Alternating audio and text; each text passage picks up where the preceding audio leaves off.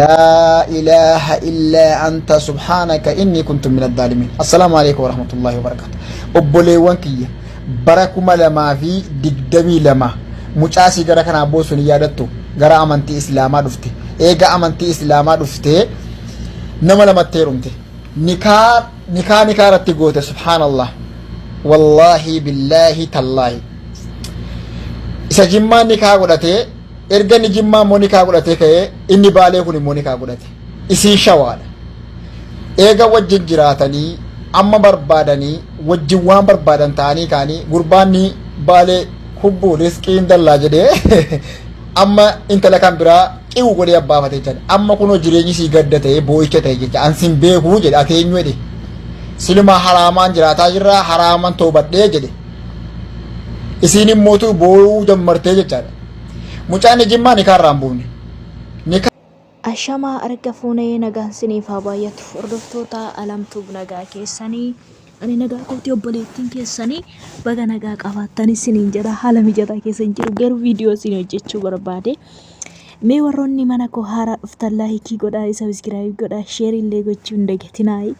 Dhugaa rabbiiti wanti kun akkana naqaan fachiise. Ani kanan jedhu shamarran keenya ijoollee maaluma goona kasilaa nu dhagahanii maali dubartii takkittiin immoo dhiira lamattan heerumtu ijoollee nikaa irratti nikaa kan godhattu maal jechuudha maalidha wanta akkanaa.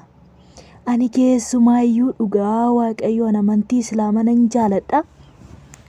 Ijoollee keenya gara kiristaanaa keessaa gara islaamummaa deeman kan maal isaan ijoolleen dhiira lama qabanii too deeman jechaadha. Micayyoon tun amma inni tokko nikaa seeraa lamaan isaaniiyyuu nikaa seeraa godhatan jechaadha. Isa kanattis kana qabatte micoon tun kan jiraattu biyya Arabaa keessa. Isa kan laalamma isa kana bira sinnatti isa kana bira sinnatti abbaa warraa lama jechaadha. Dubartii takkittiin dhiira lamatti heerumu. Yesuus Kiristoos ijoollee maalluu argisiisaa. Lubbuun kun yoo nu jiraatte wargaa olla dhugaa waaqayyo jechaadha. Maal taanan dubartii takkittiin dhiira lama nikaa godhattee teessi ijoollee dhiira of seete moo fakkeenyaaf dhiirri yoo kiristaanatti yamamaa miti dubartii lama fuudhuun akka islaamatti garuu amma afuritti yamamaadha. Isaan amma afuritti fuudhanii heerumuu fuudhuun danda'u. Dubartii afur fuudha malee dhiirri tokkichi sayyoo dubartiin dhiira lamatti heerumuu hin dandeessu. Egaa achi keessa amantii islaamummaa keessa dhattee kan ishiin baratte maalidha waan naan galle tokko jira bar. Kan islaamuyyuu hin beekna dhiira tokkotu dubartii afur fuudha jedha shari'aani. Ati immoo hinnati dubartii takkittii taate dhiira lamatti nikaa godhattee dhiira lama dhirsa godhattu maalidha. Yaa badii ormi tokko dhabee rakkataa ijoollee ishiin lama qabdee tokko dhabee rakkatamii. Waa argaa deemna waa dhagaa deemna ijoollee lubbuun nu jiraatte waan ajaa'ibaa argaa walla waan ajaa'ibaa dhageenya. Micoon dunamma kontiraata wayii qabni moo maal jechuudha.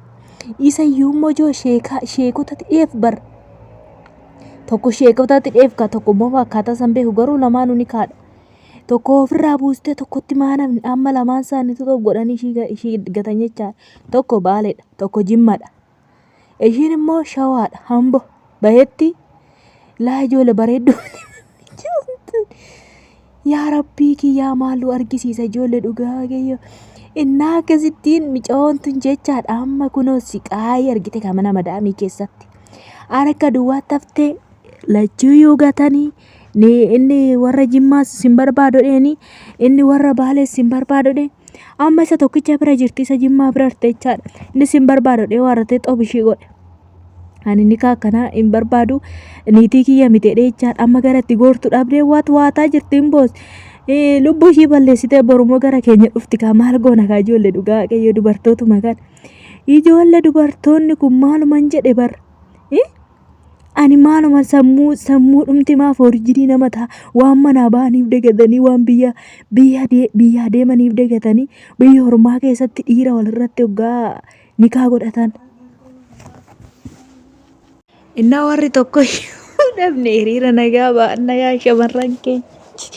Dubartoonni lama dhiirsa lamatti heerumuu qabanii waan ajaa'ibaa dhufe ijoollee abaarsi rabbii nutti dhufe abaaramuun keenya amma kaakuna maal jechuudha.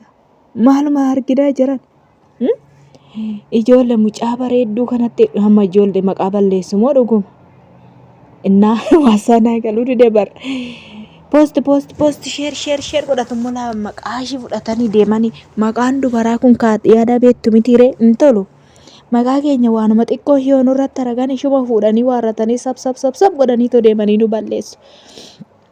Yaa shamarran keenya maaloo hin heerumina siniin jenna miidiyaa kanarratti hin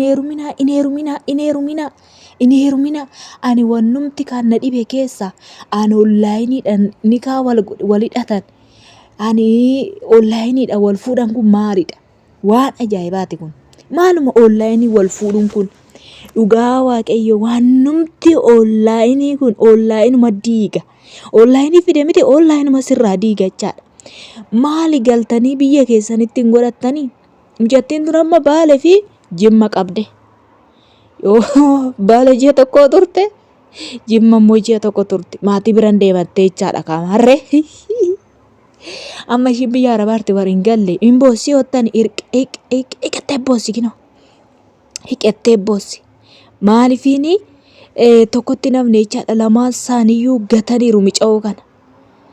Inni sunis nikaa koo naa buusedheeni inni warra Baalees nikaa koo naa buusedheeni inni warra Jimmaas immoo nikaa koo naa buusii ani nikaa koo sirraa fudhachuun barbaada nagaatti nuu turii jedhaniin jara kana lamaan birayyuu yeroo boqonnaa ishii boqonnaa baatus tokko bira guzeeratus tokko maal jechuudha yaa rabbii ijoollee maalan kolfa kunan kolfaa miti maqaan nu badeenuma salphannee. Kolfa maaliti kun hin kolfine bar waynee maqaa nu tabalaashee ijoollee teenya shamarran teenya xip jettee mana madaabii keessa qop jettee tola ganama katee hanga galgalaatti duddi ishii reeqqisee lutti ishii jedhee gobo akkanatti kun an akkanaa tanaa walitti dabalamne too shamarran biyya arabaa nuun jedhamna ka isaan wajjin tokko taane bee ma gubanne isaa wajjin maal goona ijoollee teenya jabaadhaa singaarummaa keessatti fufamne warri mana madaabii xiphaadhaatu hojii keessan hojjetadha gaafa galtaasiin tokkicha keessa qabattanii teessu waa'ee onlaayinii fuudha heerumaasaa keessa hin qabdan korommeewwan ko jabaadhaa sin hojii keessan hojjedhaa siniin jedha waan dhaggeeffattaniif dhugaa hedduu takka galatoomaa laayikii godhaame sheerii godhaa dhugaa hedduu takka galatooma baay'een kee subscribe naaf gochaa jirtu I love you baay'ee sin jaaladha dhugaa Oromoo ko galatooma thank you so much.